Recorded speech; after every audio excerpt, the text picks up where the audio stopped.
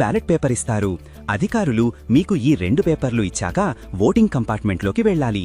అక్కడ ఉన్న స్వస్తిక్ ముద్రను తీసుకుని మీకు నచ్చిన అభ్యర్థి గుర్తు పక్కన ఉన్న గడిలో బలంగా ముద్ర వేయాలి. ఇక్కడే అసలైన విషయముంది, జాగ్రత్తగా వినండి. ముద్ర వేసిన తరువాత పేపర్ని ఎలా పడితే అలా మడతపెట్టకూడదు. మీరు వేసిన ముద్ర తడి సిరాతో ఉంటుంది. ఒకవేళ మీరు పేపర్ని అడ్డంగా మడతపెడితే ఆ సిరా వెళ్లి వేరే అభ్యర్థి గుర్తు మీద పడే ఛాన్స్ ఉంది. అప్పుడు 2 గుర్తుల మీద సిరా ఉంటుంది కాబట్టి ఆ ఓటుని చెల్లని ఓటుగా పరిగణిస్తారు.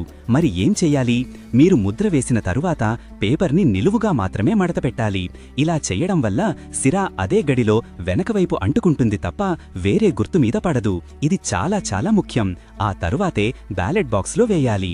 ఇక ఓటు వేయడానికి వెళ్లేటప్పుడు తీసుకోవాల్సిన జాగ్రత్తలు. పోలింగ్ బూత్ లోపలికి సెల్ ఫోన్లు అస్సలు అనుమతించరు. లోపల ఫోటోలు, సెల్ఫీలు తీయకూడదు. అలాగే మీ ఓటు ఎవరికి వేశారో బయటకు చెప్పాల్సిన అవసరం లేదు.